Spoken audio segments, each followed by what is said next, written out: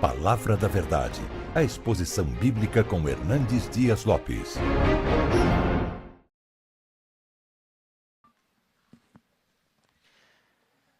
Irmãos queridos, vamos abrir a Palavra de Deus no Evangelho de Jesus Cristo, conforme o relato de Lucas, capítulo 24, verso 49.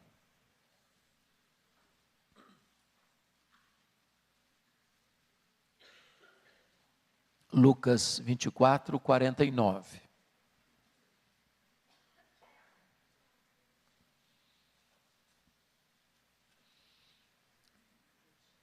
Está escrito: eis que envio sobre vós a promessa de meu Pai. Permanecei, pois, na cidade, até que do alto sejais revestidos de poder. Agora, Atos dos Apóstolos, capítulo 1.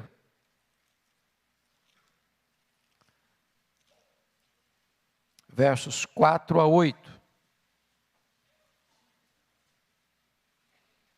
Jesus já havia ressuscitado, e antes de ir aos céus, está escrito: e comendo Jesus com eles, com os discípulos, determinou-lhes que não se ausentassem de Jerusalém, mas que esperassem a promessa do Pai, a qual disse ele: de mim ouvistes. Porque João, na verdade, batizou com água, mas vós sereis batizados com o Espírito Santo, não muito depois destes dias. Então os que estavam reunidos lhe perguntaram: Senhor, será este o tempo em que restaures o reino a Israel? Respondeu-lhes: não vos compete conhecer tempos ou épocas que o Pai reservou pela sua exclusiva autoridade, mas recebereis poder ao descer sobre vós o Espírito Santo. E sereis minhas testemunhas, tanto em Jerusalém como em toda a Judeia e Samaria, e até os confins da terra. Agora, capítulo 2, versos de 1 a 4. Ao cumprir-se o dia de Pentecostes, estavam todos reunidos no mesmo lugar. De repente veio do céu um som como de um vento impetuoso, e encheu toda a casa onde estavam assentados. E apareceram distribuídas entre eles línguas como de fogo, e pousou uma sobre cada um deles. Todos ficaram cheios do Espírito Santo, e passaram a falar em outras línguas, segundo o Espírito lhes concedia que falassem. Verso 11. Tanto judeus como prosélitos, cretenses e arábios, como os ouvimos falar em nossas próprias línguas as grandezas de Deus. Irmãos, nesta noite eu gostaria de conversar um pouco com vocês sobre o poder do Espírito Santo. E eu estou convencido, e vocês certamente também, de que o Pentecostes foi certamente o maior acontecimento na história da igreja, depois da morte e da ressurreição do Senhor Jesus Cristo. Foi ali, historicamente, que o Espírito Santo foi derramado, em cumprimento à promessa do Pai, para ficar para sempre com a sua igreja. O derramamento do Espírito Santo trazendo poder acontece exatamente porque os discípulos obedecem à orientação de Jesus: permanecei na cidade, até que do alto sejais revestidos de poder. Porque antes de enviar a igreja ao mundo, Jesus Cristo enviou o Espírito Santo à igreja. E esta ordem não pode ser invertida. Esta espera foi uma espera obediente. Esta espera foi uma espera perseverante. Esta espera foi uma espera cheia de expectativa, a expectativa do revestimento de poder. Diz o capítulo 1, versículo 14 de Atos, que todos estes perseveravam unânimes em oração, com as mulheres, com Maria, mãe de Jesus, e com os irmãos dele. Notem vocês que não foram alguns, mas todos. E todos perseveravam. mas todos estavam unânimes, sintonizados no mesmo canal, desejosos da mesma experiência, aguardando o mesmo revestimento de poder, sintonizados na mesma obediência à orientação de Jesus para o recebimento do mesmo poder, o poder do Espírito Santo de Deus. Esses 120 estão unidos, coesos, unânimes, perseverando na busca do mesmo ideal, serem revestidos com o poder do Espírito Santo. O que aconteceu então naquele dia histórico, memorável do Pentecostes? Eu gostaria de destacar duas verdades soleníssimas. A primeira delas, a experiência pessoal do enchimento do Espírito Santo. Notem comigo o que está escrito no capítulo 2, versículo 4. Todos ficaram cheios do Espírito Santo. Agora preste atenção numa coisa, amados. É muito importante entender isso. Aqueles discípulos que estão no cenáculo aguardando o enchimento do Espírito Santo, eles já eram crentes, eles já eram salvos. Consequentemente, eles já tinham o Espírito Santo. Notem vocês que foi o próprio Jesus quem disse que eles já estavam limpos. Foi o próprio Senhor Jesus que disse que todos aqueles que o Pai havia lhe dado, ninguém havia perecido, exceto Judas Iscariotes, o filho da perdição. Aqueles 120 que estavam lá já possuíam o Espírito Santo, porque a Bíblia é clara e categórica em afirmar que ninguém pode pertencer a Cristo a não ser pela obra do Espírito Santo. Ninguém pode ser crente a não ser que tenha nascido de novo da água e do Espírito. Se isso não bastasse, o próprio Jesus Cristo, depois de ressuscitado, soprou sobre eles o Espírito Santo e disse: recebei o Espírito Santo. Portanto, eles já tinham o Espírito Santo, eles já eram habitados pelo Espírito Santo, mas eles ainda não estavam cheios do Espírito Santo. Uma coisa é ter o Espírito Santo presente, outra coisa é ter o Espírito Santo presidente. Uma coisa é ter o Espírito Santo em nós, ser habitados pelo Espírito. Outra coisa é ser cheio e revestido com o poder do Espírito Santo.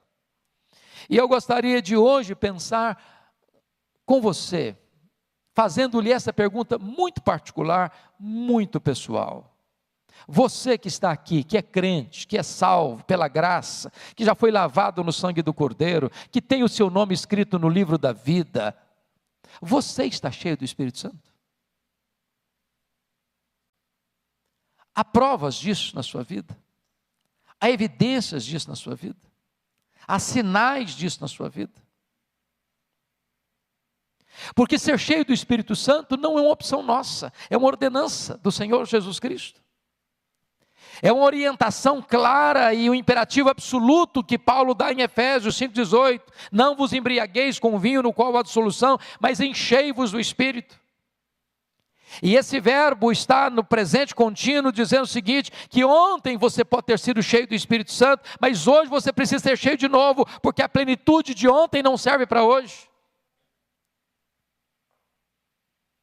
Agora notem comigo, o que acontece nessa experiência? Olha o capítulo 2 comigo. Ao cumprir-se o dia de Pentecostes, estavam todos reunidos no mesmo lugar. De repente veio do céu um som, como de um vento impetuoso, e encheu toda a casa onde estavam reunidos.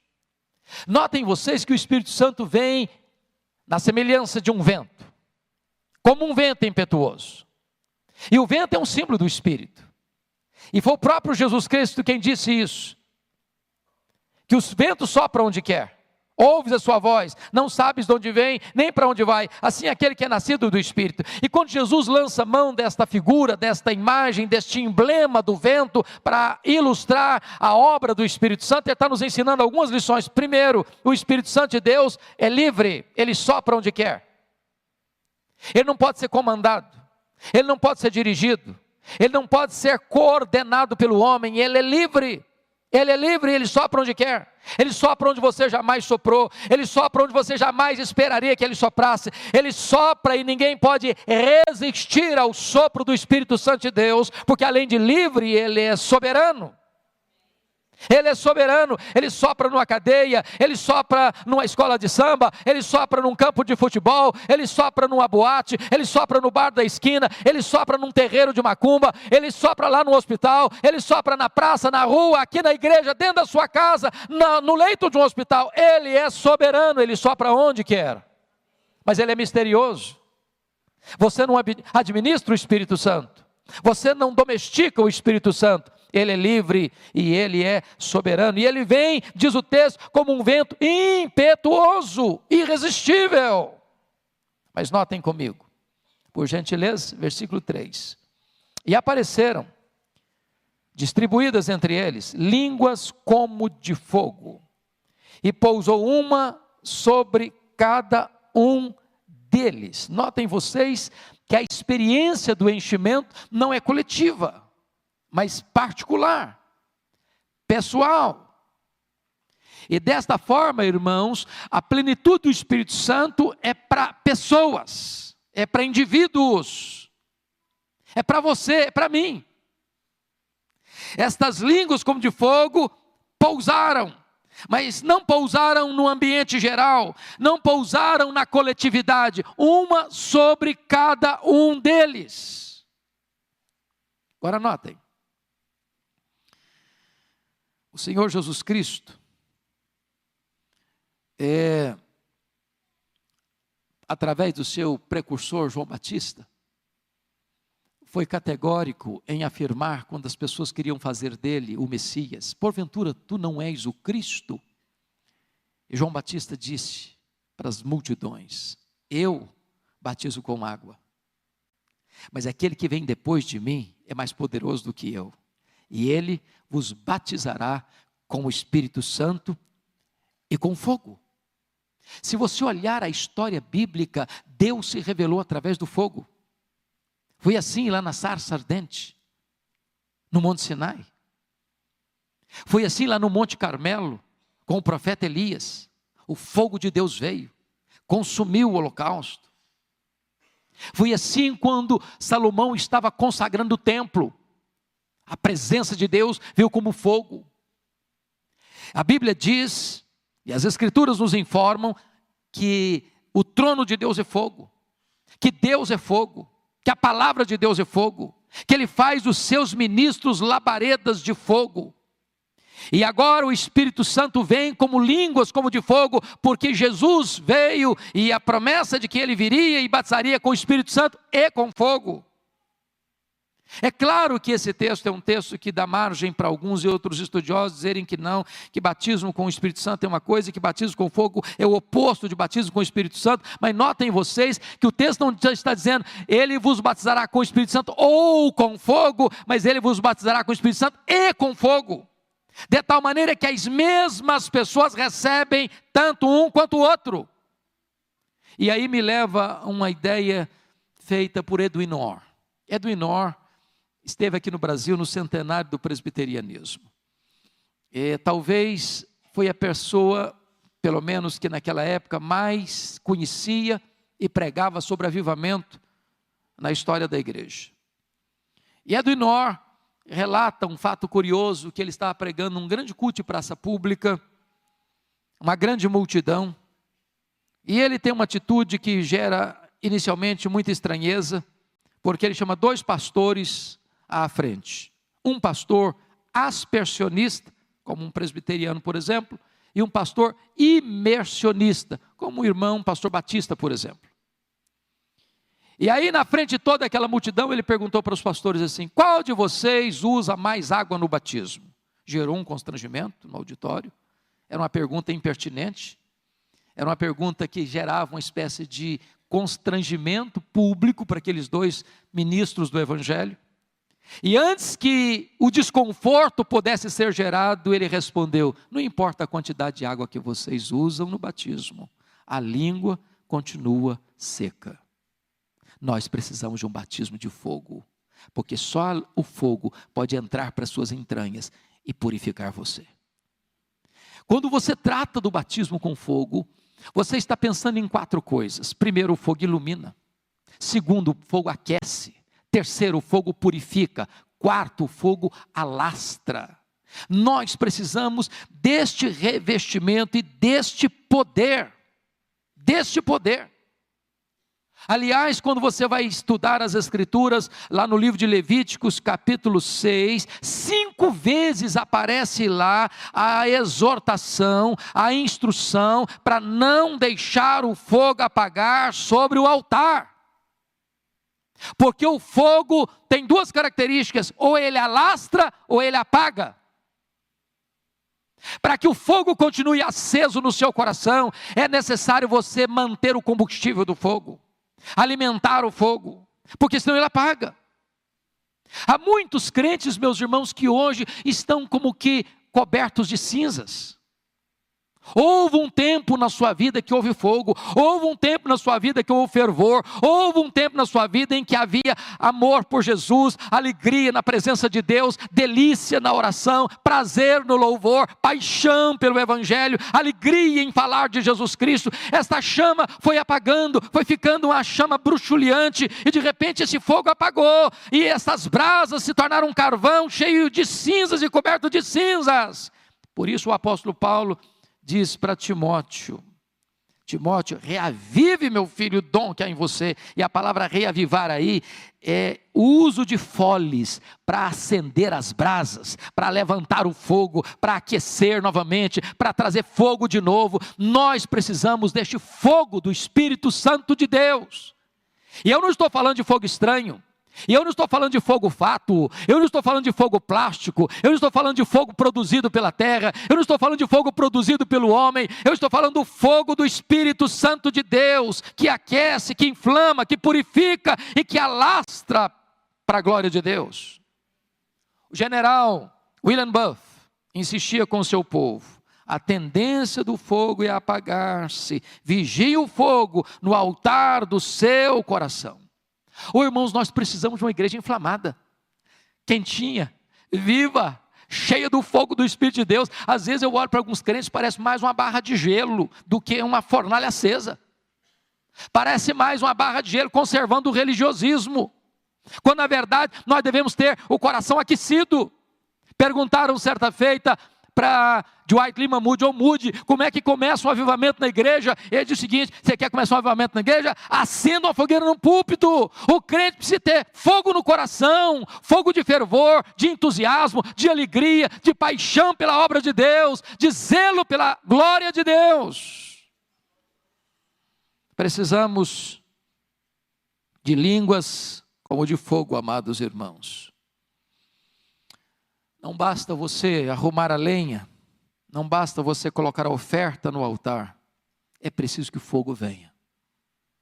E quando o fogo desce, o povo cai de joelhos clamando: só o Senhor é Deus, só o Senhor é Deus, só o Senhor é Deus. Mas a segunda coisa que eu gostaria de tratar nesse texto, irmãos, não é apenas a plenitude do Espírito Santo, mas o revestimento de poder. Revestimento de poder. E é isso que Jesus prometeu. Em Atos 24, 49. Permanecei na cidade até que do alto sejais revestidos de poder. Pois foi exatamente isso que Jesus reafirma em Atos 1. Versículos 4 e 5, determinou-lhes que não se ausentassem de Jerusalém, mas que esperassem a promessa do Pai, a qual disse ele: de mim ouvistes, porque João na verdade batizou com água, mas vós sereis batizados com o Espírito Santo. Isso gera uma pergunta: vai ser nesse tempo que o Senhor vai restaurar o reino a Israel? E Jesus responde: vocês não têm essa competência de descobrir, de ficar investigando, de ficar lucubrando sobre tempos ou épocas, mas recebereis poder ao descer sobre vós o Espírito Santo. E sereis minhas testemunhas, tanto em Jerusalém como em toda a Judéia e Samaria e até os confins da terra. E eu gostaria de olhar aqui algumas coisas com vocês. Primeiro, irmãos, não há cristianismo sem poder. não há cristianismo sem poder. Sabem por quê? Porque o evangelho é o poder de Deus. Nós pregamos o evangelho que é o poder de Deus. Segundo, irmãos, o Espírito Santo é espírito de poder. É o que o apóstolo Paulo descreve para Timóteo, capítulo 2, 2 Timóteo 1,7. Deus não nos deu espírito de medo, de covardia, de fraqueza, de timidez, mas espírito de poder. Paulo diz em 1 Coríntios 4,20 que o reino de Deus não consiste de palavra, de discurso, mas o reino de Deus consiste de poder.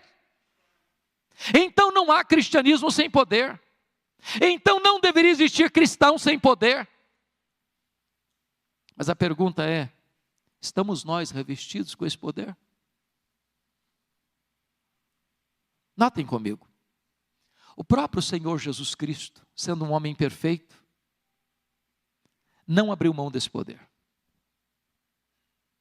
Se não, vejamos, primeira experiência está lá, no seu batismo. Quando ele é batizado, e ele não precisava ser batizado, porque o batismo de João era batismo de arrependimento, e ele não tinha pecado dos quais se arrepender, e ele recebeu o batismo porque ele se identificou conosco que somos pecadores. Mas diz a Bíblia que enquanto ele orava, os céus se abriram, o Espírito Santo desceu sobre ele, e o Pai falou: este é o meu filho amado, em quem eu me comprazo. A partir dali, ele é revestido com esse poder. E se você lê em seguida em Lucas, cheio do Espírito Santo, ele é conduzido ao deserto para ser tentado pelo diabo, e ele vai no poder do Espírito Santo e derrota o diabo no seu próprio território. E diz ainda Lucas 4 que ele retorna para a Galileia cheio do Espírito Santo. E diz ainda Lucas 4 que ele chega em Nazaré, pega o livro de Isaías, o rolo do livro de Isaías nas suas mãos e lê: o Espírito do Senhor Deus está sobre mim, pelo que me ungiu para pregar, para libertar e para curar. A Bíblia diz que ele andou por todo lado, fazendo bem, libertando os oprimidos do diabo, porque ele estava revestido com o poder do Espírito Santo. Ele, sendo filho de Deus, não abriu mão desse poder. E você? E eu? E nós? Abriríamos mão? Notem comigo, os discípulos não poderiam abrir mão, porque é uma ordem expressa de Jesus: permanecei na cidade, até que sejais revestidos de poder. Mas recebereis poder ao descer sobre vós o Espírito Santo. E aqui eu chamo a sua atenção para algumas perguntas. Mas poder para quê? Hoje, quando você vê algumas igrejas que falam tanto de poder, de uma maneira distorcida, desconectada com as Escrituras, via de regra as pessoas falam de poder para se aparecerem, para que o homem seja o centro, para que o homem seja notado, para que o homem seja aplaudido, para que o homem seja reconhecido, para uma exposição humanista. Mas a pergunta bíblica permanece: poder para quê? Por que a igreja precisa de poder? Por que você precisa de poder? Por que a igreja presbiteriana de Pinheiros, de São Paulo, precisa de poder? Por que a sua família precisa de poder? E a resposta poderíamos encontrar: primeiro, nós precisamos de poder, irmãos, para sacudir o jugo do medo. Aqueles discípulos estavam com medo. Diz a Bíblia que eles estavam, João 20, 19, trancados, com medo dos judeus. Tem muitos crentes com medo de abrir a boca, medo de testemunhar, medo de ser fiel, medo de assumir o seu compromisso com Jesus, medo de vestir a camisa de um cristão, medo de ser uma testemunha eficaz do Senhor Jesus Cristo, lá na escola, lá na universidade, lá diante da oposição do mundo, lá no seu trabalho, lá na sua empresa, lá nos seus negócios. Medo, covardia. Nós precisamos de poder, queridos, porque um crente revestido com poder, ele não teme o mundo, ele não teme o diabo, ele não teme a perseguição, ele não teme a hostilidade, ele não teme a oposição, ele não teme.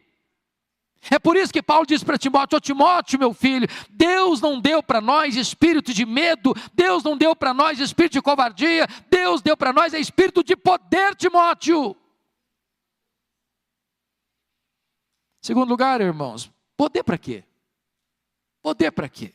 Segundo, poder para tirar os olhos da especulação teológica para a ação missionária. Note que quando Jesus falou deste poder para os seus discípulos, eles entraram com uma pergunta teológica, escatológica. Será nesse tempo que o Senhor vai restaurar o reino de Israel? Quando eu olho hoje no cenário evangélico brasileiro, e até mesmo dentro do nosso cenário de linha reformada, eu percebo que nós, via de regra, despendemos a maioria da nossa energia, do nosso tempo, com discussões teológicas. Nós gastamos a maioria do nosso tempo com lucubrações doutrinárias, que em si não são ruins, que não tem nenhum problema de você discutir, de você aprofundar, de você querer saber, de você ter interrogações, de você ter perguntas. Mas o que Jesus foi claro em dizer para nós é o seguinte: em vez de nós ficarmos despendendo todo o nosso tempo com lucubrações teológicas, nós deveríamos focar a nossa atenção para a agenda missionária da igreja. Deus não nos chamou para discutir, Deus nos chamou para trabalhar. Deus nos chamou para testemunhar. Deus nos chamou para olhar para os confins da terra e entender que só temos hoje para ganhar a nossa geração, porque se nós falharmos em ganhar a nossa geração, na nossa geração, nós teremos sido derrotados fragorosamente. Às vezes, queridos, discutimos muitas opiniões, profundas lucubrações, mas não agimos. Temos muito religiosismo e pouca vida, muita ortodoxia e pouco poder, muita discussão e pouco trabalho, muito barulho e pouco resultado. Terceiro, poder para quê? Por que você e eu precisamos de poder? Em terceiro lugar, poder para morrer. Olha Atos 1:8, mas recebereis poder ao descer sobre vós o Espírito Santo, e sereis minhas testemunhas. A palavra testemunha, na língua grega, é a palavra de onde vem a palavra portuguesa mártir. Irmãos, ser crente hoje está ficando muito fácil. Não custa nada para a gente. Não custa nada. Quando Jesus Cristo dá essa palavra, já começava a ensaiar uma ideia de que o Senhor, que era conhecido na época, era César. E você afirmar Jesus é o Senhor, era não ser politicamente correto, era uma espécie de infidelidade ao Estado, era uma espécie de conspiração ao imperador, e isso cresceu, isso se avolumou, e chegou um ponto em que alguém dizia o seguinte: Jesus é o Senhor da minha vida. Ele era levado ao martírio, ele era jogado às feras, ele era queimado vivo, ele era crucificado, e somente aqueles que dispunham-se a morrer por Jesus tornavam-se cristãos. O que custa você ser um cristão hoje? Às vezes aplausos, reconhecimento, elogios. Deixa eu dizer uma coisa para você, meu amado. Se você não está pronto para morrer, você não está pronto para viver. Se você não tem uma causa pela qual morrer, você ainda não está preparado para viver. Qual é a causa que leva você a dar sua vida? O que é que faz brilhar os seus olhos? O que é que enche o seu peito de entusiasmo? Qual é a grande bandeira da sua vida? Qual é a grande plataforma da sua vida? Qual é o grande projeto da sua vida? Para que você existe? A não ser que você tenha a disposição de dar a sua vida, como Estevão deu a sua, como Paulo deu a sua, como Perpétua deu a sua, como tantos mártires do cristianismo se dispuseram a morrer, nós não teremos vivido de modo digno do crucificado. Precisamos de poder para morrer. Quarto lugar, poder para quê? Poder para quê? Poder para perdoar. Mas recebereis poder ao descer sobre vós o Espírito Santo, e sereis minhas testemunhas, tanto em Jerusalém, como em toda a Judeia e Samaria. E Samaria? Sim, Samaria. Preste bem atenção nisso comigo, por favor.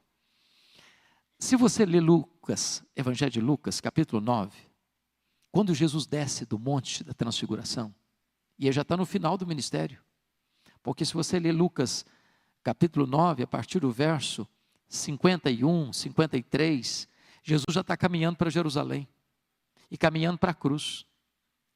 Todo mundo lia isso no rosto dele. E aí Jesus tem que passar pela aldeia dos samaritanos. Sabe o que aconteceu? Os samaritanos não quiseram receber Jesus. Aí Tiago e João, que eram irmãos, disseram assim para Jesus: Senhor, o senhor quer que a gente manda descer fogo do céu sobre esse povo? E preste atenção que o fogo que eles estavam querendo lá não era fogo do Espírito Santo, não. Era fogo de destruição. Em outras palavras, o senhor quer que a gente elimine esse povo?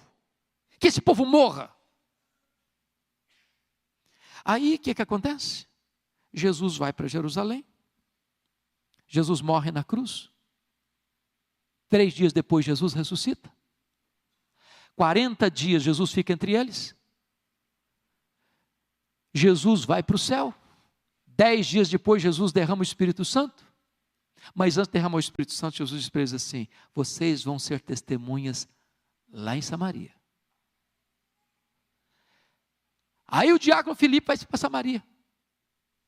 E aí Deus faz maravilhas lá. Milagres extraordinários. Prega aos ouvidos, prega aos olhos. Sabe quem vai lá para Samaria orar para que o Espírito Santo venha sobre os samaritanos? João. João, que estava dias antes dizendo assim: Senhor, quer que a gente destrua? Agora, dias depois, já está dizendo: Senhor, manda o Espírito Santo. Manda o Espírito Santo. Você precisa de poder para perdoar. Perdoar aqueles que um dia você queria que eles morressem. Perdoar aqueles que um dia você queria que se acabassem. Perdoar aqueles que um dia você queria ser o agente da destruição deles. Sem poder não tem perdão, meus irmãos. Sem perdão, sem poder tem mágoa. Sem perdão tem ranço. Sem perdão tem divisão. Sem perdão tem separação. Sem perdão tem muralha levantada entre as pessoas. Mas quando o Espírito Santo vem, ele quebra barreiras, ele derruba mágoa, ele derruba ranço, ele derruba amargura, ele derruba ressentimento. Quando o Espírito Santo vem, você se reconcilia, você ama, você abençoa, você ora, você quer que as pessoas sejam salvas, você quer que as pessoas sejam alcançadas pela plenitude do Espírito Santo, que um dia encheu também a sua vida. Nós precisamos do poder do Espírito Santo para perdoar. Poder do Espírito Santo para quê, irmãos? Para quê? Notem comigo, 5º lugar, poder do Espírito Santo para falar de Cristo com intrepidez. Eu faço um desafio para você e eu vou ler alguns versículos só para a gente não ficar com dúvidas sobre isso. Uma conexão em Atos dos Apóstolos com o enchimento do Espírito Santo e pregação intrépida da palavra. Agora eu vou fazer uma pergunta para você: você tem pregado a palavra com intrepidez? Qual foi a última vez que você pregou a palavra com intrepidez? Mas eu não sou o pastor da igreja. Quando aqueles crentes foram dispersos por causa da perseguição, com a morte de Estevão, diz a Bíblia que, exceto os apóstolos, todos foram dispersos. E todos, ao serem dispersos, não saíram murmurando, não saíram amaldiçoando, não saíram invocando juízo de Deus sobre aquelas pessoas que tomaram seus bens, que saquearam as suas propriedades, que expulsaram-nas de casa e da sua terra, e da sua casa, e da sua vila, e da sua cidade, mas saíram todos pregando a palavra de Deus. Pregando a palavra de Deus. Então, veja comigo, por favor, essa conectividade. Vamos ver. Primeiro, dá uma olhadinha aí comigo, capítulo 1, versículo 8. Vamos juntos? Mas recebereis poder ao descer sobre vós o Espírito Santo, e sereis minhas testemunhas, tanto em Jerusalém, como em toda a Judeia e Samaria, e até os confins da terra. Agora olhe comigo, por favor, capítulo 4, versos 29 a 31. Agora nós vamos ler com mais força, unânime, todos juntos, a uma só voz. Atos 4, 29 a 31, toda a igreja. Agora, Senhor, olha para as suas ameaças e concede aos teus servos que anunciem com toda intrepidez a tua palavra, enquanto estendes a mão para fazer curas, sinais e prodígios, por intermédio do nome do teu santo servo Jesus. Tendo eles orado, tremeu o lugar onde estavam reunidos, todos ficaram cheios do Espírito Santo, e com intrepidez anunciavam a palavra de Deus. Louvado seja o Senhor. Olha comigo, por favor, capítulo 6, versos 8 a 10, olha a história de Estevão. Vamos ler juntos, por gentileza, com a mesma ênfase, capítulo 6, 8 a 10, todos juntos. Estevão, cheio de graça e poder, fazia prodígios e grandes sinais entre o povo. Levantaram-se, porém, alguns dos que eram da sinagoga, chamada dos libertos, dos sirineus, dos alexandrinos, e da Cilícia e Ásia, e discutiam com Estevão, e não podiam resistir à sabedoria e ao espírito pelo qual ele falava. Louvado seja Deus. Agora Atos 9, para encerrar essa leitura. Atos 9, por favor, versos 17 a 22. Todos juntos, por gentileza. Então Ananias foi, e entrando na casa, impôs sobre ele as mãos, dizendo: Saulo, irmão, o Senhor me enviou, a saber, o próprio Jesus que te apareceu no caminho por onde vinhas, para que recuperes a vista e fiques cheios do Espírito Santo. Imediatamente lhe caíram dos olhos como que umas escamas, e tornou a ver. A seguir, levantou-se e foi batizado. E depois de ter sido alimentado, sentiu-se fortalecido. Então permaneceu em Damasco alguns dias com os discípulos. E logo pregava nas sinagogas a Jesus, afirmando que este é o Filho de Deus. Verso 22. Saulo, porém, mais e mais se fortalecia e confundia os judeus que moravam em Damasco, demonstrando que Jesus é o Cristo. Oh, amados irmãos, é hora de você agora parar e perguntar: meu Deus, isso só está escrito na Bíblia ou isso é para mim? Isso é uma história do passado? Ou isso é uma promessa para o presente? Eu pergunto a você: você tem tido intrepidez, irmão? Se você não tem tido intrepidez, hoje, agora, nessa noite, nós precisamos desse poder, queridos. Nós precisamos desse poder. Meus irmãos, se esta igreja entender isso, se esta igreja clamar ao céu, se esta igreja receber esse poder do Espírito Santo, essas paredes não vão nos comportar mesmo. Se este poder vier sobre nós, irmãos, os adolescentes, as crianças, os jovens, os casais, os anciãos, os líderes da igreja, todo mundo vai sair e pregar com intrepidez no dia a dia, dentro da sua casa, na sua vizinhança, no seu trabalho, na sua universidade, na sua escola, onde você estiver, e esse poder é irresistível. Revestimento de poder para pregar. Quer conferir comigo como é que Paulo pregava? Abra sua Bíblia só um pouquinho comigo lá em 1 Tessalonicenses 1,5. Preste atenção no que ele está falando aí.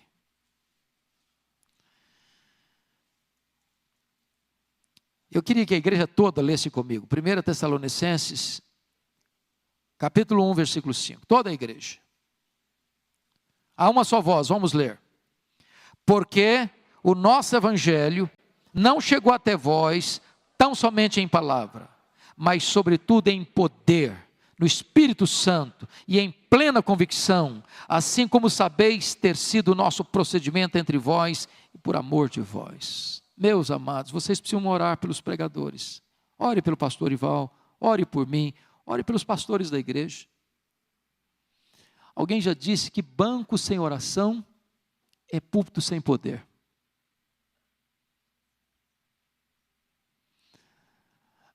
A pregação não é apenas um discurso bem elaborado, retórica e exegeticamente falando.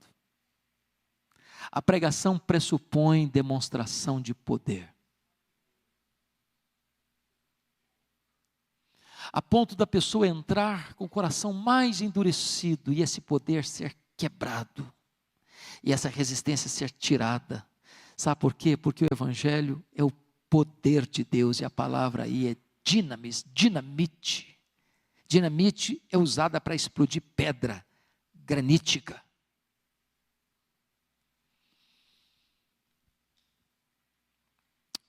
Quando George Whitefield foi ordenado ao sagrado ministério, com 20 anos de idade, ele, antes de pregar o seu primeiro sermão, ele orou a Deus e jejuou durante 2 dias.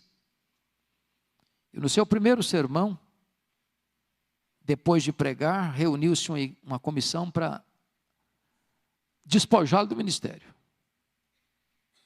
Porque 15 pessoas no auditório foram profundamente comovidas, a ponto de chorar e soluçar em voz alta. E eles acharam aquilo muito estranho, porque eles não estavam acostumados com aquelas coisas. E aí um pastor mais experiente, mais maduro, disse: meus irmãos, nós estamos pregando há tanto tempo e não acontece nada. E esse jovem prega, e há essa comoção e essa convulsão, deixa o homem pregar. E ele pregou 35 anos. 3 a 5 vezes por dia. Para auditórios de até 80 mil pessoas sem microfone. O maior fenômeno do mundo em pregação ao ar livre. Nunca na história nenhum homem pregou como George Whitefield. Todo dia, 3 a 5 vezes por dia, para auditórios de 2.000 a 80 mil pessoas. Com o poder do Espírito Santo. John Wesley, depois de anos de trabalho missionário, reconheceu que ele era apenas um crente nominal. Apenas um crente nominal. É estranho dizer isso, não? Um missionário não convertido. Um missionário religioso. Um missionário que aprendeu os clichês, os cacuetes. E ele converte-se a Cristo no dia 24 de maio de 1738, num culto dos morávios, na Aldersgate Street, em Londres. Nesse mesmo ano, ele desejou uma experiência mais profunda com Deus. E na madrugada de 31 de dezembro, já 1º de janeiro de 1739, às 3 horas da madrugada, ele, seu irmão Carlos, George Whitefield e mais 60 irmãos, prosseguiram naquela vigília de oração, até as 3 horas da madrugada, quando o Espírito Santo foi derramado com grande graça e poder sobre eles. Eles ficaram cheios do Espírito Santo. Eles sacudiram a Inglaterra. Eles experimentaram um poderoso avivamento. Ele pregou mais 52 anos depois desse revestimento. Ele morreu no dia 2 de março de 1791. E os historiadores dizem que muitas vezes ele ia pregar nas minas de carvão. E aqueles homens encarvoados, de repente uma fileira branca começava a romper o ciclo do carvão, as lágrimas rolando, porque havia poder para pregar a palavra de Deus.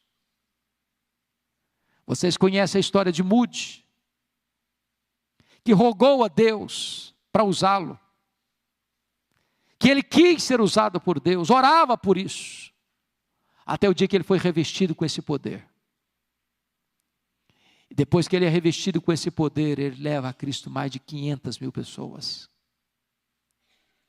Às vezes temos resultados, irmãos, eu concordo, temos resultados, o pastor prega, pastor Arival, eu prego, outros pregam, a gente vê de vez em quando ali, um fruto aqui, outro fruto ali. Mas nós queremos mais, queridos, nós precisamos de mais. Para quando uma pessoa entrar por aquelas portas, ela tem uma sensação tão profunda da presença de Deus, o impacto tão irresistível da glória de Deus, que ela vai ser impactada, profundamente impactada. E os nossos cultos serão celeiros de conversão. Não haverá reuniões a não ser de oração, de estudo bíblico, de um encontro das mulheres à tarde, do Conexão com Deus segunda noite, ou dos cultos dominicais dessa igreja, ou nas salas de aula, sem que os pecadores se rendam aos pés do Salvador, que as lágrimas do arrependimento brotem. Nós precisamos de ver vida, por causa deste evangelho de poder. Nós precisamos desse poder. Eu preciso desse poder. Você precisa desse poder. E eu queria fazer essa pergunta e eu quero parar aqui. Isso mexe com você? Você crê que Deus tem isso para você? Você crê que isso é para hoje? Você crê que isso é promessa de Deus? Você crê que Deus pode fazer? Quando o apóstolo Pedro estava pregando lá no Pentecoste, depois do derramamento do Espírito Santo, ele se dirigiu àquela multidão nessas palavras: esta promessa é para vós, esta promessa é para os vossos filhos, esta promessa é para aqueles que ainda estão longe, para você e para mim, esta promessa é para todos quantos o Senhor nosso Deus chamar. Portanto, irmão, todo aquele que é chamado para a salvação tem uma promessa de revestimento de poder, o poder do Espírito Santo de Deus. Se nós não estamos cheios, irmãos, não é por falta desse poder, é porque nós não estamos buscando esse poder, é porque nós não estamos preparando o caminho do Senhor para que Ele se manifeste, é porque nós ainda estamos negligenciando a perseverança desta busca até que este poder venha sobre nós e nos revista. Eu gostaria que você curvasse a sua fronte, que você fechasse os seus olhos.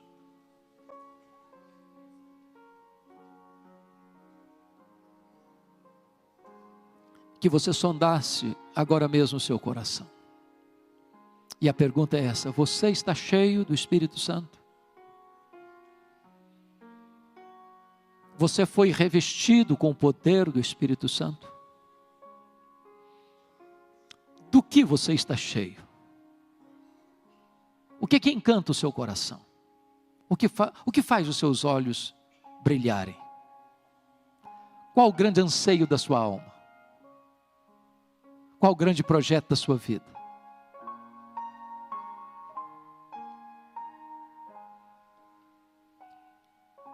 Quando Moody estava sendo cheio do Espírito Santo, lá em Nova York, ele disse: ainda que me dessem toda a riqueza do mundo em troca dessa experiência, eu rejeitaria. Nem sucesso, nem fama, nem dinheiro, nem riqueza, nem projeção social, nem aplausos dos homens substitui a glória dessa experiência, ser cheio do Espírito Santo, ser revestido com o poder do Espírito Santo. Se você anseia por isso, de todo o seu coração,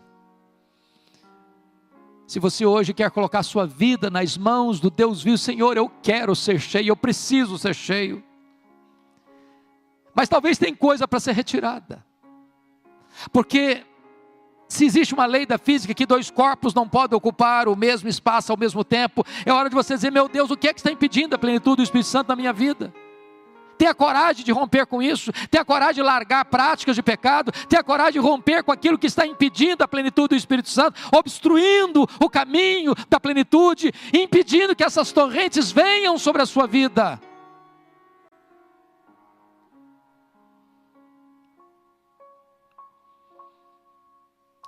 Senhor Deus, aqui está o teu povo, aqui está a tua igreja, aqui estamos nós.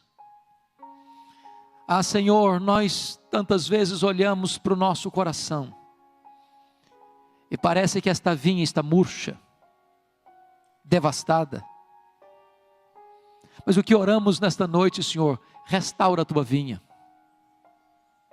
Às vezes olhamos para o nosso coração, meu Deus, ele está árido, seco, porque temos informação, temos conhecimento, sabemos do que tu fizeste no passado, tu podes fazer no presente, mas nós ainda não fomos revestidos com este poder do Espírito Santo. Senhor, sopra sobre nós nesta noite o alento do Espírito Santo, sopra sobre nós o vento do Espírito Santo, Senhor. Tira as cinzas, Senhor, inflama as brasas, acende esse fogo santo no nosso coração, em nome de Jesus. Dá-nos intrepidez, dá-nos espírito de ousadia, dá-nos capacidade de olhar para as grandes frentes para pregar a Tua palavra, ir até os confins da terra. Dá-nos, ó Deus, amor à Tua obra, dá-nos desapego das coisas deste mundo, Senhor, e dá-nos amor à obra da evangelização em São Paulo, neste estado, nessa nação e ao redor do mundo, meu Deus. Desperta a Tua igreja, levanta a Tua igreja, reaviva a Tua igreja para a glória do Teu nome. Sopra sobre nós